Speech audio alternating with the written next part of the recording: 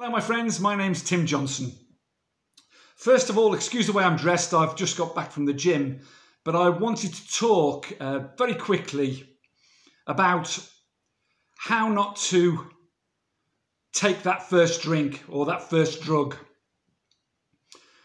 We're living in extremely difficult times, and I've talked about this before. Obviously, it's obvious to everybody that these are very strange times and causing so many people so much anxiety and turmoil and distress and so much more in their lives. You know, you're bombarded on the news with things like what's happening in Israel, obviously the COVID crisis. Some of you may have lost people that are very close to you due to COVID. Some people might have been locked in their houses for a long, long time and not seeing anybody, not seeing the ones they love or hugging them, touching them, being with them. Some of you may have lost jobs, livelihoods, houses, homes, can't feed your family, so much turmoil and stress. And I see that reflected on the channel here. This is not a big channel by any means, but please subscribe, like and share the videos. It just helps more people see them, and perhaps they'll help more people with the experiences that I've had anyway. It's not a big channel this, but I do get quite a lot of people contact me. And I've had this past week, which has made me talk about this, several emails of people who have taken that first drink and that first drug and are back into the hell that they've emerged from however long ago they emerged from it.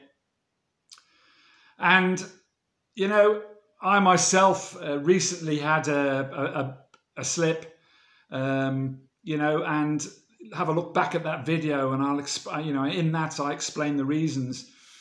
And please don't feel shame if you had taken that first drink, and you know, you're going to feel all sorts of emotions like remorse, shame, anger, distress, but whatever. But that's not the purpose of this video. Is really to talk about how to avoid falling back into that hell that, as I say, you perhaps emerged from. The thing is, our brains kid us, don't they? You know, and we're going through all this at the moment.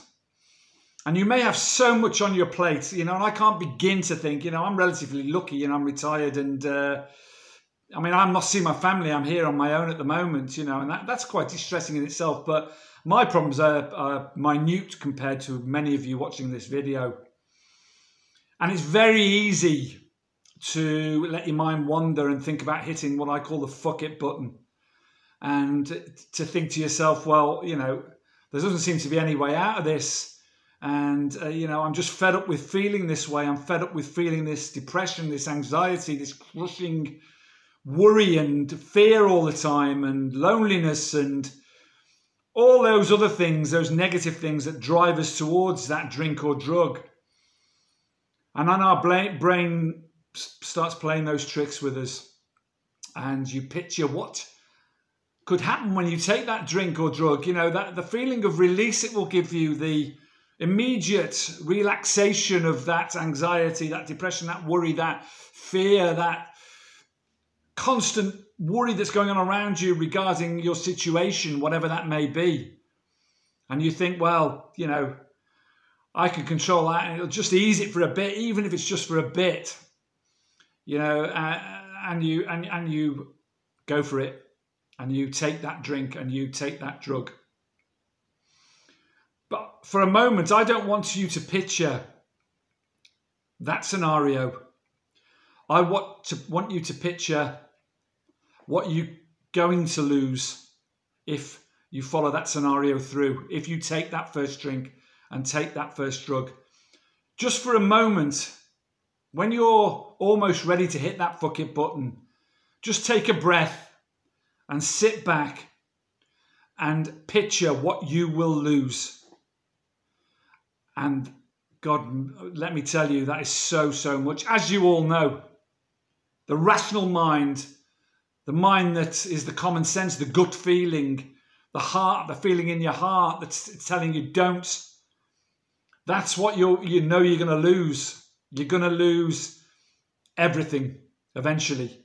You're first of all going to lose control of yourself because you won't be able to stop at one drink and one drug. You know that. I know that. One is never enough. Never, never enough. And it will go on and multiply and multiply and multiply.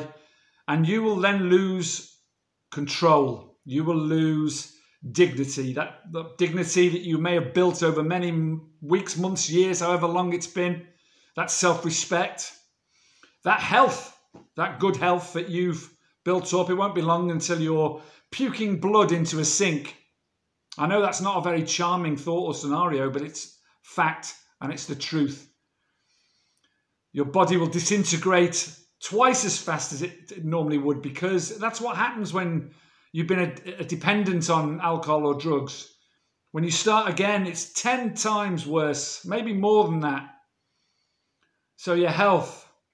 And then you'll have to worry about all the blackouts and the injuries and the self-harm and the destruction and the foolishness that you're going to make of yourself.